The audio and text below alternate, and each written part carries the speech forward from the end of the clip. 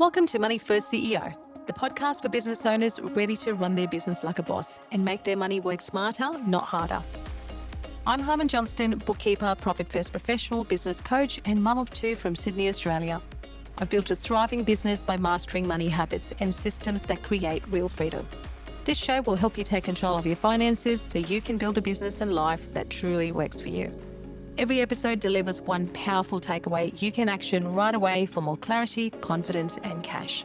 And from time to time, I'll be joined by special guests, fellow entrepreneurs, experts, and real business owners, sharing their money wins, lessons, and insights to inspire your next move.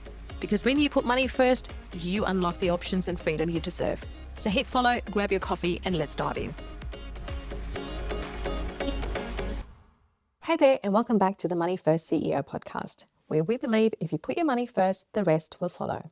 I'm your host, Harman, and today we're tackling a question that divides business owners more than almost any other. It's something we always think about, but never address it because it's one of those things we put in the too hard basket. Should your employees know your business numbers? Should your team know how much revenue you're doing? Should they know the profit margin? Should they see the expenses? Should they understand the financial health of the business they work in every day? Some business owners believe in transparency. Open books, share dashboards, everyone knows everything. Others keep the numbers locked away. Revenue is private, profit is nobody's business, the team gets paid and that's all they need to know. I don't think either extreme is right. I think the answer sits somewhere in the middle, and today I want to walk you through where that middle is, for us anyway. What to share, what to keep private, and why getting this right can actually make your business stronger. So let's start with the fear, because I think it's important to acknowledge it. Most business owners who keep their numbers private aren't doing it because they're secretive, they've got something to hide. They're doing it because sharing feels risky, and the risk they imagine are real. Fear number one is if they see how much the business makes, they'll want more money. You're doing $200,000 a month in revenue, and you're worried if your team sees that number, they'll think you're sitting on a pile of cash and demand a rise. And I understand that concern because most employees don't understand the difference between revenue and profit. They see $200,000 a month and think the business owner is taking home most of it. They don't see the wages, the super, the rent, the software, the insurance, the tax, the operating costs that eat into that number before there's anything left. Revenue without context is a dangerous information. And that's why how you share matters as much as what you share. Fear number two is if they see we're struggling, they'll leave. Nobody wants their team to know the business had a tough quarter because the worry is that people will jump ship. They'll start looking for something more stable. They'll lose confidence in the business. There's some truth to that. If you tell your team the business is in serious trouble with no plan to fix it, some people will start updating their resume. That's human nature. If the business is struggling and you say nothing, your team can feel it anyway. They notice when expenses get cut, they notice when the mood shifts, they notice when you're stressed and distracted. And the stories that tell themselves in the absence of the information are almost always worse than the reality. Silence doesn't prevent anxiety, it just amplifies it. Fear number three, it's none of their business. Some owners feel strongly that financials are their domain. They took the risk, they built the business, they carry the liability, and they don't owe anyone a look at their books. And that's a fair perspective too. It's your business. You get to decide what's shared and what isn't.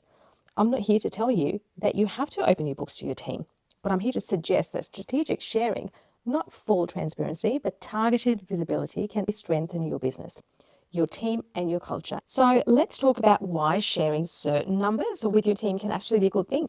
First, it creates ownership. When your team understands how the business makes money, how much it costs to run, and what a good month versus a bad month looks like, they start thinking like stakeholders instead of just employees. They start to see the connection between their work and the financial health of the business.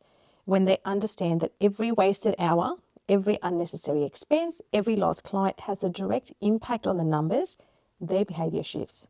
They become more careful, more intentional, more invested. An employee who has no visibility into the finances thinks that's the owner's problem. An employee who understands the numbers thinks that affects all of us. And that's a different mindset. And it comes from visibility. Second, it builds trust. When you share numbers with your team, you're saying, I trust you enough to let you see how things are going. People who feel trusted give more. They care more, they stay longer. I've seen this play out at Blu. When my team understands what we're working towards, when they can see how the business is tracking, they don't just do their job. They think about how to do it better, how to contribute more, how to solve problems before they become expensive. That doesn't happen in a culture of secrecy. It happens in a culture of shared purpose. Third, it removes the rumor mill. In every business where the numbers are kept secret, the team speculates. They guess how much the business makes. They assume the owner is taking home far more than they actually are. They compare their salary with what they think the revenue is and feel undervalued. And those assumptions are almost always wrong. And wrong assumptions breed resentment. The resentment leads to disengagement, and disengagement leads to turnover. So when you share appropriate numbers, you replace speculation with facts, and facts are far less damaging than assumptions. Fourth, it helps your team make better decisions. If your team knows that operating expenses are running high this quarter, they'll think twice before requesting that new tool or suggesting that upgrade. If they know the business is aiming for a 15% net margin, they'll understand why you're saying no to things that seem reasonable on the surface.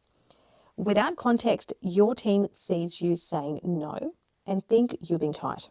With context, they understand you are being strategic, and that understanding changes how they feel about your leadership. And fifth, it supports your reward system. If you've set up a team reward account like we have talked about in the previous episode, sharing performance metrics gives your team something to work towards. They can see the connection between the business doing well and their reward growing. That alignment is powerful because now growth isn't just the owner's goal, it's everyone's goal. So here's where we get practical, because I'm not suggesting you print out the P&L and pin it to the lunchroom wall. There's a middle ground, and getting it right is about sharing the right information in the right way. So let me walk through what I think is worth sharing and what I think should stay private. What to share? Revenue trends, not necessarily the exact dollar, but the direction.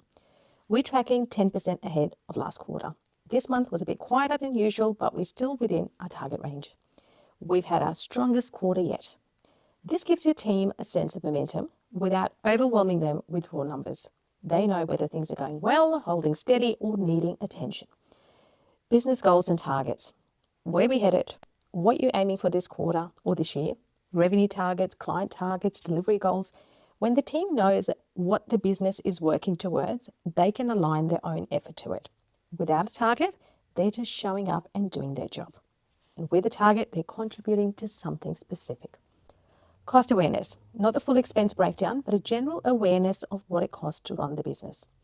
Every team member costs the business roughly 30% more than their salary. When you factor in super, leave, insurance, tools, operating costs are around 60% of revenue. So every dollar we bring in, 60% goes to running the business. This kind of framing helps your team understand that revenue is not profit, that the business has obligations beyond their salary, and that efficiency matters because waste reduces what's available for everything else, including their rewards. KPIs relevant to their role. If someone is in sales, share the conversion rate and revenue pipeline. If someone's in delivery, share client satisfaction metrics and profit margins. If someone's in admin, share efficiency metrics. Give people numbers relevant to their work so they can see how they're contributing, how the reward system is tracking.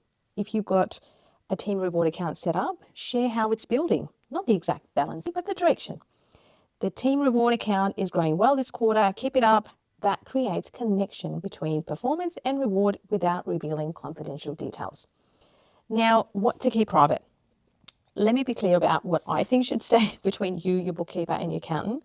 Your exact profit, your net profit margin, the actual dollars, your personal income from the business. These are private. Your team doesn't need to know how much you take home. That's your business.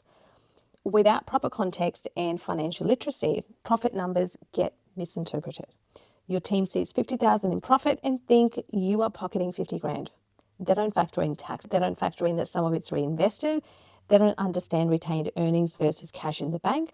And that misunderstanding creates resentment. Individual salary information, what you pay each person, should be between you and that person.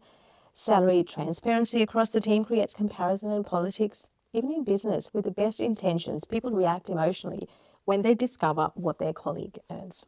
There's been a change with the legislation in that employers can't really stop people from discussing wages, but if they're doing it, you can't do anything about it. Cash flow details. Your bank balances, your allocation accounts, your tax account balance, these are operational details that serve no purpose being shared. They're management tools, not team communication tools. Anything you're not prepared to explain, if you share a number and you're not ready to explain the full context behind it, don't share it. A number without context creates confusion, and confusion creates problems. Only share what you can stand behind and explain clearly. If you can't tell the full story, don't tell half of it. So you've decided what to share, now how? Because delivery matters as much as content. Create a regular rhythm. Don't drop numbers on your team randomly. Create a structured time, maybe a monthly team meeting where you share a 5-minute update on how the business is tracking. Maybe a quarterly all hands where you go deeper on goals, performance, and direction. The regularity matters because it normalizes the conversation. If you only talk about numbers when things are bad, your team will associate financial updates with bad news. But if you share consistently good months and quiet months, it becomes a normal part of how the business communicates. Lead with context, not just data. Don't start with revenue was 120,000 this month. Start with we had a strong month, client retention was high, we landed 2 new projects, and we're tracking ahead of our quarterly target. The context tells the story. The numbers support it. People connect with stories. They disconnect from spreadsheets. Frame everything in terms of the team. Your team wants to know one thing: does this affect me? So connect the numbers to them. We're tracking well this quarter, which means the team reward account is building nicely. Expenses crept up last month, so I'm going to be more careful about proving new costs for the next few weeks. When the numbers feel irrelevant to their experience, they pay attention. And when the numbers feel abstract, they tune out. Be honest about tough months too. If the business had a slow month, then say so, but pair it with a plan. This month was quieter than expected, or we lost a big client, revenue came in and is below target, but we've got a strong pipeline and we're adjusting our approach on client acquisition. Without panic. Your team can handle bad news. What they can't handle is being kept in the dark and feeling like things are worse than they are. Use visuals, a simple chart showing revenue trends over the last 6 months, a progress bar towards a quarterly target, a dashboard with 3 or 4 key metrics. The visuals land faster than numbers on a page, and they're easier to understand at a glance. You don't need to build something fancy. Even a simple slide in a monthly meeting with a few key numbers and a direction arrow does the job. The point is making the information accessible, not overwhelming. So let me share how I handle this at Blu, because a simple example helps more than theory.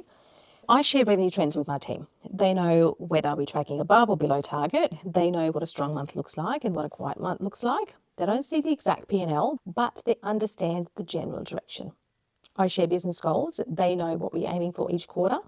They know the client targets, they know the service goals, and they know how their role contributes to hitting those targets. I share cost awareness in practical terms. My team understands that the business has significant obligations beyond their salary. Super at 12%, insurance, software, training, compliance costs. They understand that revenue does not equal cash in the owner's pocket. And that education happened intentionally. I didn't just dump numbers on them and hope they understood. I took the time to explain how a service business works financially.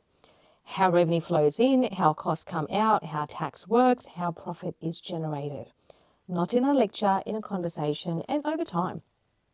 That financial literacy within the team has changed how they think about business. They're more conscious about time management because they understand that time is directly linked to revenue. They're more careful with resources because they understand that waste affects the bottom line. They suggest efficiencies because they understand that efficiency improves margins. None of that happened when the numbers were private. It happened when I started sharing the right information in the right way. What I keep private is my personal income, the exact profit, and individual salary information. Those are between me, my bookkeeper, and my accountant. And my team respects that boundary. They have visibility into the health and direction of the business. They don't need to see my personal finances to feel included. And that's the balance. Strategic transparency, not full transparency, no secrecy. Something in the middle that builds trust, creates alignment, and protects what needs to be protected. So now let's bring this all together. Should employees know your business numbers? Not all of them, but some of them, yes. Share the direction, share the goals, share the context that helps them understand what it takes to run the business. Share performance metrics that are relevant to their role.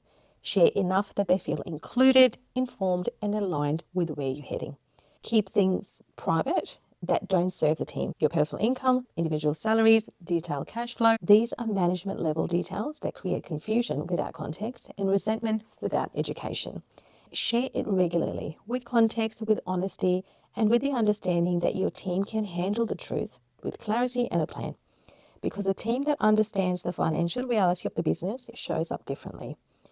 They think like stakeholders, they care about efficiency, they contribute to growth, and they stay longer because they feel like they're part of something.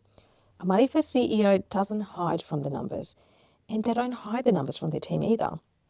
They share with intention, they lead with clarity, and they build a culture where everyone is pulling in the same direction.